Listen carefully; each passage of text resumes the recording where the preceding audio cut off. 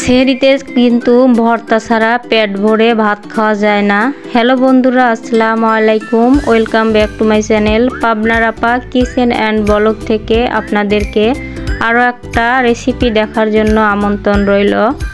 আপনারা সবাই কেমন আছেন? আশা করি যে যেখানে আছেন অনেক অনেক ভালো আছেন। আমিও আলহামদুলিল্লাহ ভালো আছি। আমি আজকে আপনাদেরকে ধনিয়া পাতা ভর্তা করে দেখাবো। আশা করি রেসিপিটি ভালো লাগবে।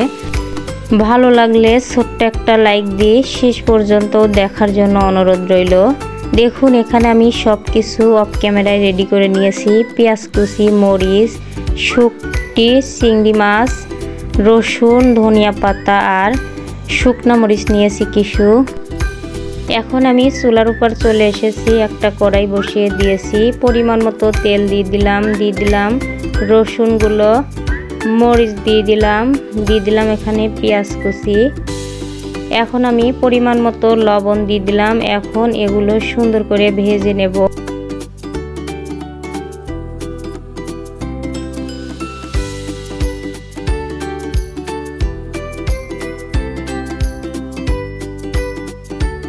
আর এই পেঁয়াজ রসুন মরিচটা কিন্তু বেশি করে ভাজবো না, হালকা করে ভাজবো, কারণ এটা ধনিয়া পাতা ভর্তা। ধনিয়া পাতা ভর্তা কিন্তু কাঁচাটাই খাওয়া যায়, এই জন্য এই পাতার সাথে হালকা করেই ভাজতে হবে। এ পর্যায়ে ভাজাটা হয়ে গেছে। এখন আমি উঠিয়ে নিয়েছি। এখন আমি এখানে দিয়ে দিলাম শুটকি চিংড়ি মাছগুলো। এই চিংড়ি মাছগুলো সুন্দর করে ভেজে নেব। হালকা একটু তেল দিয়ে দিলাম। আর এই চিংড়ি মাছ সময় নিয়ে কিন্তু সুন্দর করে ভাজতে হবে। চিংড়ি মাছ যদি ভাজা ভালো না হয় ভর্তা কিন্তু খেতে ভালো লাগবে না। দেখতে পাচ্ছেন এ পর্যায়ে চিংড়ি মাছটা কিন্তু ভালো মতো ভাজা হয়ে যাচ্ছে। আর আমার রেসিপিটি যদি আপনাদের কাছে এতটুকু ভালো লাগে, প্লিজ ভাই বোনেরা লাইক, কমেন্ট, শেয়ার আর একটা সাবস্ক্রাইব করে পাশে থাকার অনুরোধ রইল। এই যে চিংড়ি মাছগুলো ভাজা হয়ে গেছে সুন্দর করে। এখন আমি উঠে নিয়েছি অফ ক্যামেরায়। এখন আমি কড়াইয়ে শুকনো মরিচগুলো দিয়ে দিলাম। শুকনো মরিচগুলো সুন্দর করে ভেজে নেব। আর ভর্তাগুলোতে শুকনো মরিচ দিলে কিন্তু খেতে মাশাআল্লাহ অসাধারণ লাগে। শুকনো মরিচগুলো ভাজা হয়ে গেছে। এখন আমি একদম শেষে ধনিয়া পাতাগুলো ভেজে নেব। ধনিয়া পাতা দিয়ে দিলাম পরিমাণ মতো লবণ।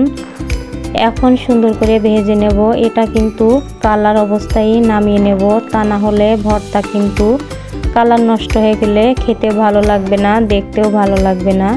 এই যে এভাবে করে কিন্তু ধনিয়া পাতাটা সামান্য একটু ভেজে নিলাম। এখন আমি উঠিয়ে নেব।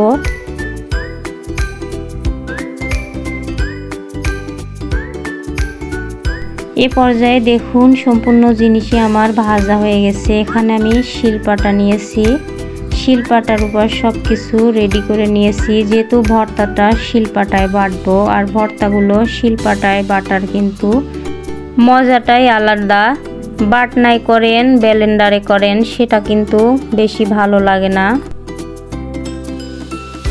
শিলপাটার মতো ভর্তা আমার কাছে মনে হয় না। এ পর্যায়ে আমি আগে চিংড়ি মাছ আর শুকনো মরিচগুলো বেটে নেব। এজন্য আমি হালকা একটু লবণ দিয়ে দিলাম, তাহলে বাটাটা কিন্তু সুন্দর মতো ফিনিশিং হবে। দুইবার করে আমি শুকনো মরিচ আর চিংড়ি মাছটা বেটে নেব।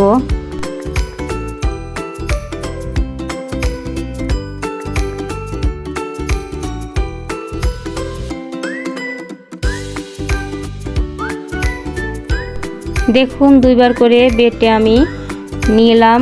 এখন আমি পেঁয়াজ কুচি, মরিচ কুচি আর রসুন কুচি এগুলো বেটে নেব। এগুলো দিয়ে দিলাম। আর এগুলো একসাথে মিক্স করে দুইবার করেই বেটে নেব। এগুলোও দুইবার করে বাটা হয়ে গেছে। এ পর্যায়ে আমি এখন শুধুমাত্র ধনিয়া পাতাগুলো বেটে নেব। দেখতে পাচ্ছেন সুন্দর একটা কালার এসেছে। আর এটা কিন্তু এভাবেও খাওয়া যায়, তবে আমি এভাবেও খাবো, ওইভাবেও একটু রেখে দেব আর ধনিয়া পাতার সাথে মিক্স করব। এখন আমি ধনিয়া পাতার পর একটু লবণ দিয়ে দিলাম, তাহলে ধনিয়া পাতাটাও কিন্তু সুন্দরভাবে ভর্তা বা বাটাটা হয়ে যাবে। আর এভাবে এই ভর্তাটা আপনারা একবার হলেও বাসায় ট্রাই করবেন। মাশাআল্লাহ খেতে অসাধারণ লাগে।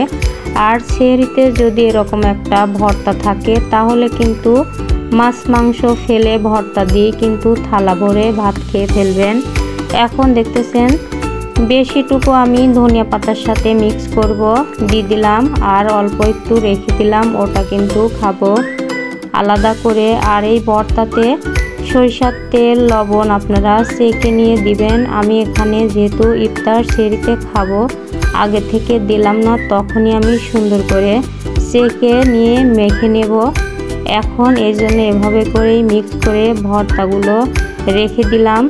তবে আমার ভর্তা রেসিপি আপনাদের কাছে কেমন লাগলো, ভালো লাগলে লাইক কমেন্ট শেয়ার আর সাবস্ক্রাইব করে পাশে থাকবেন। আর পাশে থাকা বেল আইকনটি অন করে রাখবেন, যখনই নিত্য নতুন রেসিপি আপলোড করব আপনাদের কাছে নোটিফিকেশন আগে পৌঁছাবে।